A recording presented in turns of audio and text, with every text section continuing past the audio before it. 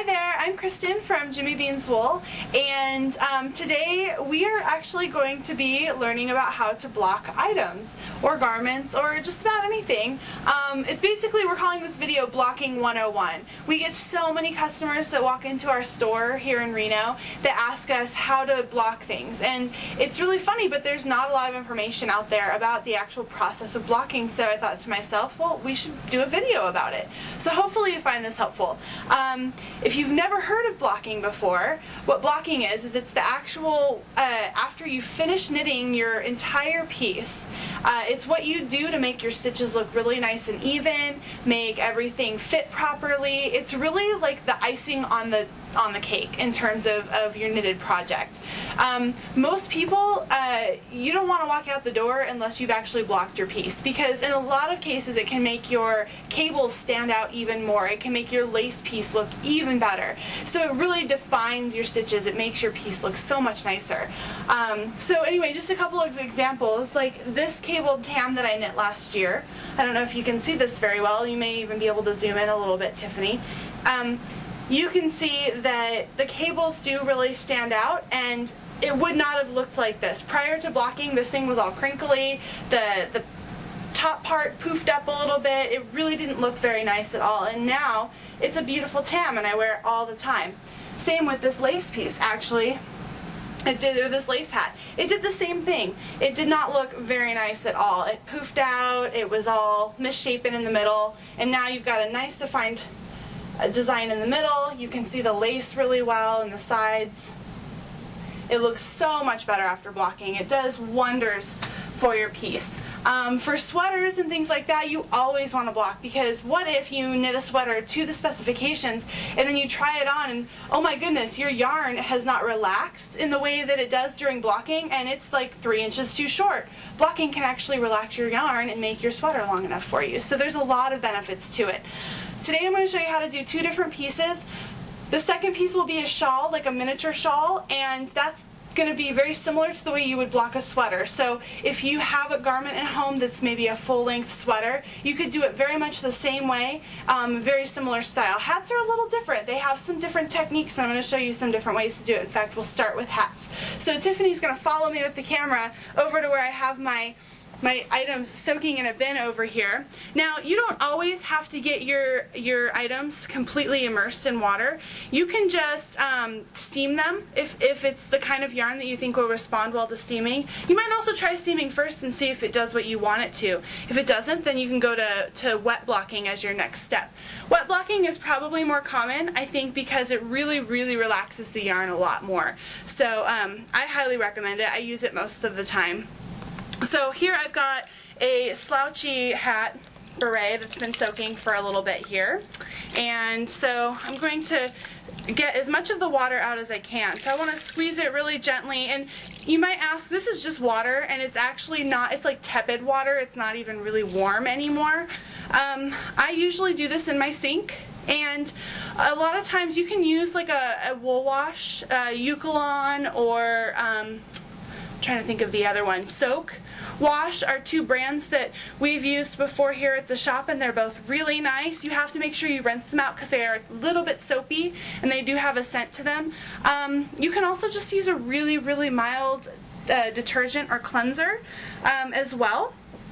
And I don't know, I wouldn't really recommend Woolite. I think Woolite is deceptive sometimes, or anything that's kind of like Woolite. Sometimes it can be a little harsher on these really sensitive fibers. So you might want to think about using nothing prior to using a harsher cleanser. So then once you're done, you want to take your hat, lay it out flat, and then what I do to get more water out of it is I roll. Can you see that? Mm-hmm. I roll it in a towel. And a lot of times I get down on the floor and I put my knees on it and I kind of lay on top of it or sit on top of it to get the rest of the water out. I think that really helps a lot. With bigger pieces, you'll want to use probably 2 towels. This is a smaller one, so it's probably good to go. So I'm going to unroll it, and you can see how nice and flat it looks now. The stitches look really defined. If you can get a little closer up here. Now I came to work today and I forgot to bring my larger plate that I intended to bring, so we're using one of our little small ones from the kitchen. And but you can really use any different size plate you need to fit the size of your hat. I really like blocking hats on a plate, and here's why. Because especially if you like to do tams like this, it really helps to define the top part of your hat, which is usually the part of your hat that stands out the most and that people see, so you can see what it's going to look like. And I actually put it on top of this little tin, but I've used a mason jar, a glass, you can do all kinds of stuff to stand it up. And then what I do is I set the plate on top, put the hat over the very top, and I center it. Now with a larger plate it's going to be even more spread out than this. And then the rest of it just hangs down nicely, and it shapes the edge. And then that way too, because you can block it flat like this, but sometimes this lip of your hat kind of wrinkles and ruffles. It may not naturally want to lay flat. Some hats you'll get it to lay flat naturally, but even this one wrinkles a little bit. So it's really nice sometimes if you're blocking a tam to block it on a plate, because then you get your definition that you need, but it doesn't pull away from the natural shape of the brim.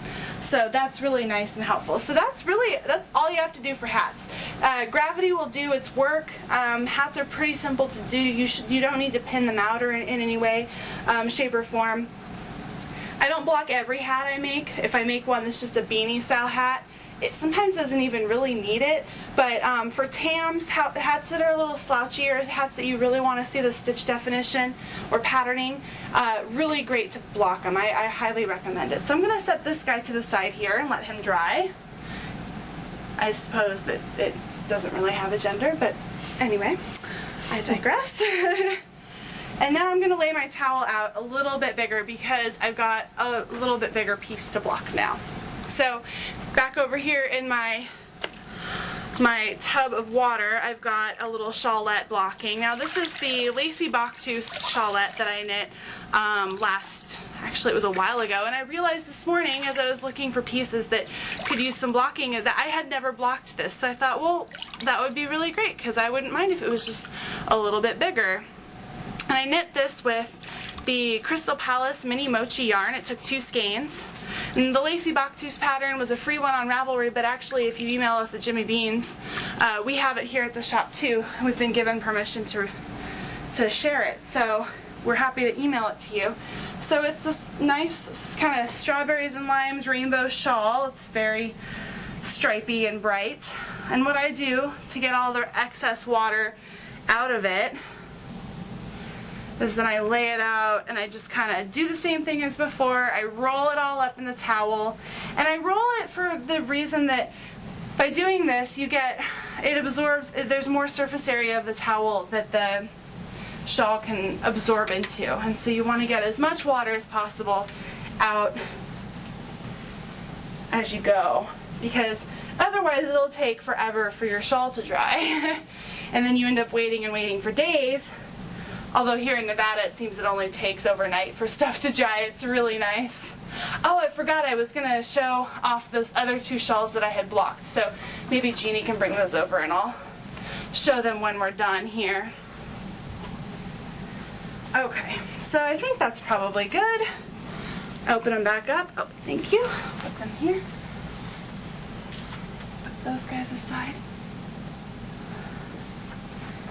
And so now I've got this damp shawl here that we're going to block out on this towel. I use a beach towel.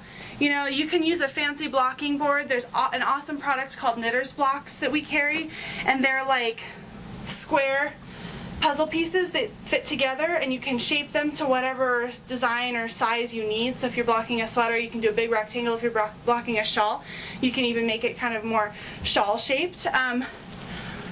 That's a really great product. I found that really just using a big flat surface like the floor or a dining table, and then just my trusty beach towel works pretty well. This shawl, for most cases, I probably wouldn't even pin this one out. It already is doing what I want it to, just by just stretching out really nicely, looking very shapely here, and it actually is holding its shape very nicely and laying out perfectly. I probably wouldn't pin this, but if you wanted to, I'm going to show you how to do it. So, and this is actually longer than the full length of my beach towel, so I would probably put 2 towels together on the floor and lay it out.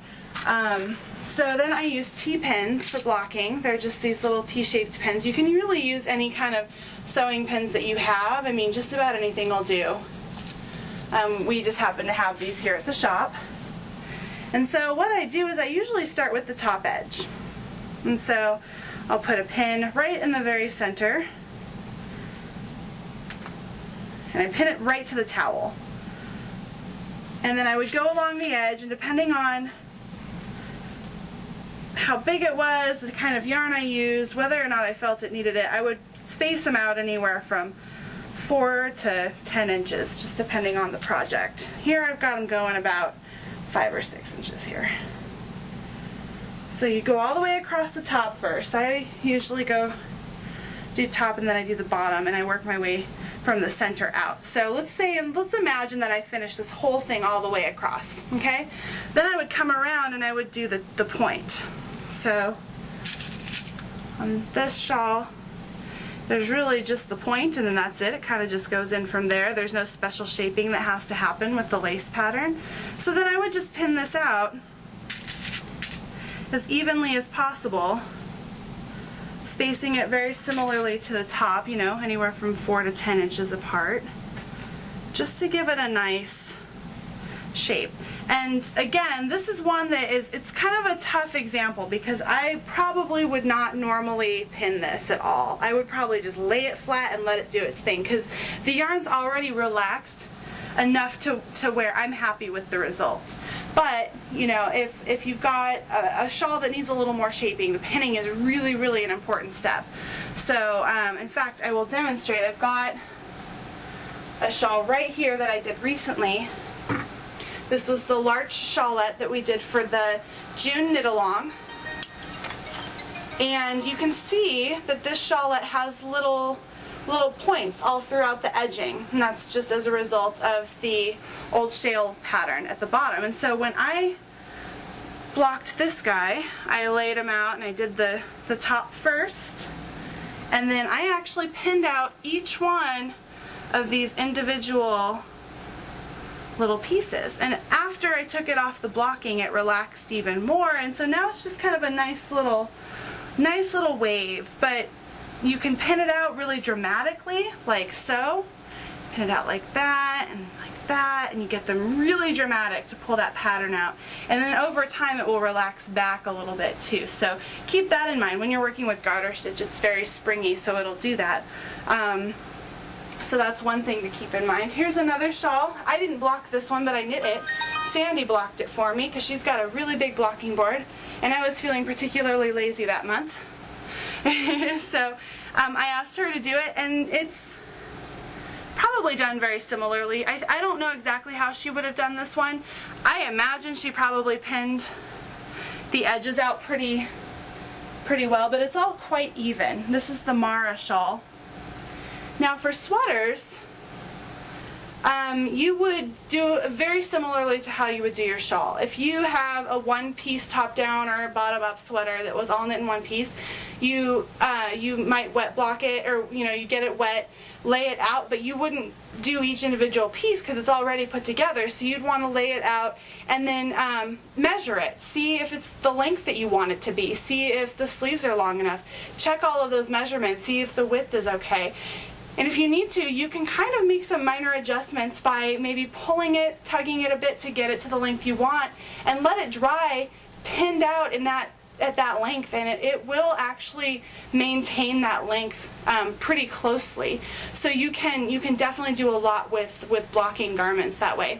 If you're blocking pieces for sewing together later, that's also one thing you want to take into consideration. If you're going to be putting together a sweater that you've knit in pieces, you want to block them before you sew them, because you want to make sure that what you sew is the actual length of a side seam. So say with blocking, your piece grows an extra 2 inches, and you've already sewn it. If you've sewn it up prior to blocking it, it's going to be too tight. It's going to pull, and your piece is not going to look even. So you want to make sure that it's all blocked out ahead of time.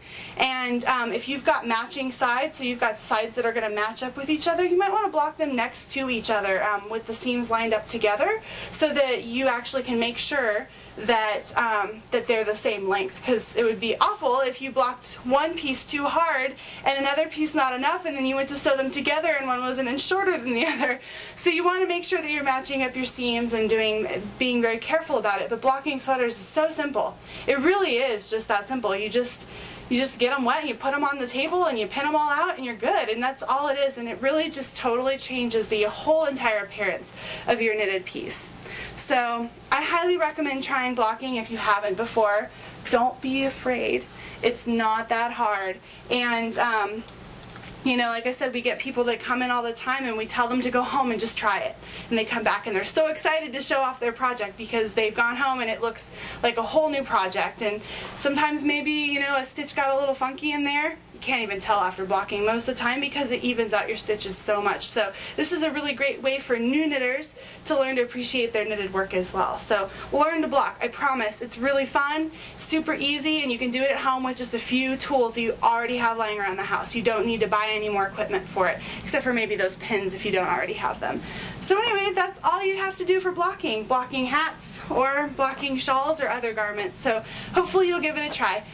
Thank you so much for watching. I'm Kristen from Jimmy Beans Wool, and this was a blocking video, Blocking 101. Have a great day. Bye.